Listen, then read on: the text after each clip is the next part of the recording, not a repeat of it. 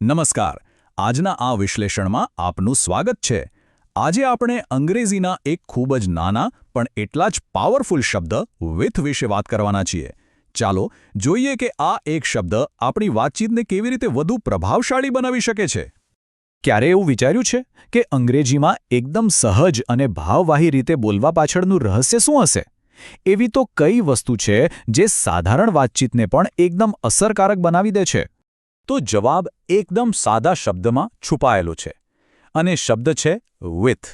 હા, એ જ શબ્દ જે આપણને લાગે છે કે આપણે જાણીએ છીએ, પણ એ જ શબ્દ અંગ્રેજીને વધુ જીવંત અને નેચરલ બનાવવાની ચાવી છે.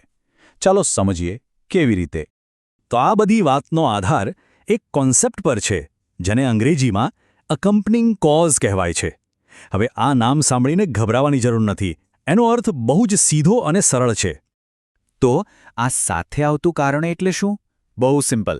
એ એક એવું કારણ છે જેમ કે કોઈ લાગણી, જેમ કે ડર, ખુશી અથવા કોઈ શારીરિક સ્થિતિ, જેમ કે ઠંડી, જેના કારણે થતી પ્રતિક્રિયા એ કારણની સાથે જ દેખાય.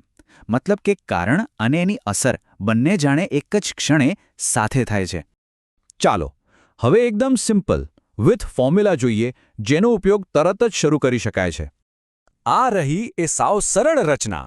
સૌથી પહેલા આવે કર્તા, પછી આવે એની પ્રતિક્રિયા, ત્યાર પછી આપણો સ્ટાર શબ્દ વિથ, અને છેલ્લે એ લાગણી કે સ્થિતિ જે એ પ્રતિક્રિયાનું કારણ છે.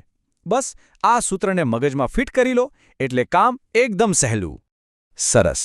હવે આ ફોર્મ્યુલાને આપણે પ્રેક્ટિકલ ઉદાહરણોમાં જોઈએ. અને હા, સાથે એ પણ સમજીએ કે કઈ સામાન્ય ભૂલોથી બચવાનું છે.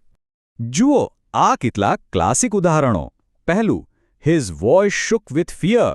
અહીં ડર અને અવાજનું ધ્રુજવું બંને સાથે થાય છે. બીજું, શી ટ્રેમ્બલ્ડ વિથ કોલ્ડ. અહીં ઠંડી અને ધ્રુજારી એક સાથે. એ જ રીતે, the audience shouted with Joy. He turned red with anger. અને the child jumped with excitement. દરેક વાક્યમાં જુઓ, લાગણી અને શારીરિક પ્રતિક્રિયા એકબીજા સાથે એકદમ જોડાયેલા છે. ચાલો, આ પેટર્ન તો હવે બરાબર સમજાઈ ગઈ હશે, પણ હવે એ જોવું પણ એટલું જ જરૂરી છે કે કઈ ભૂલો ટાળવી જેથી આપણું અંગ્રેજી વધુ નેચરલ લાગે. ચાલો એક બહુ જ સામાન્ય ભૂલ જોઈએ. ઘણા લોકો કહે છે, his voice shook from fear. હવે જુઓ, વ્યાકરણની રીતે આ વાક્ય ખોટું નથી, પણ વિથ વાપરવાથી વાતમાં વધુ વજન આવે છે. એ વધુ સ્વાભાવિક લાગે છે કારણ કે એ બતાવે છે કે ડર અને ધ્રુજારી એક જ સમયે થઈ રહ્યા છે. બરાબર. એ જ રીતે શી વોઝ ટ્રેમ્બલિંગ બાય કોલ્ડ કહેવા કરતાં શી વોઝ ટ્રેમ્બલિંગ વિથ કોલ્ડ કહેવું વધુ યોગ્ય અને અસરકારક છે. નિયમ બહુ સીધો છે. જ્યારે કોઈ શારીરિક સ્થિતિ કે લાગણી સીધી પ્રતિક્રિયાનું કારણ બને ત્યારે વિથનો ઉપયોગ કરો. અને આ નિયમ ફક્ત પરીક્ષા કે ગ્રામરના પુસ્તકો માટે નથી. રોજિંદી વાતચીતમાં પણ આ રચના અંગ્રેજીને એકદમ જીવંત બનાવી દે છે. જરા વિચારો, ઇન્ટરવ્યૂ પહેલાં કોઈ કહે કે શેકિંગ વિથ નર્વસનેસ એટલે કે ગભરાટથી ધ્રુજી રહ્યું છે, અથવા સારા સમાચાર સાંભળીને કોઈનો ચહેરો ગ્લોઈંગ વિથ હેપીનેસ એટલે કે ખુશીથી ચમકી રહ્યો છે. આ નાની નાની અભિવ્યક્તિઓ જ ભાષામાં જાન પૂરે છે. ચાલો તો ફટાફટ આખી વાતને 30 સેકન્ડમાં રિવાઇન્ડ કરી લઈએ. તો આખી વાતનો સાર શું છે?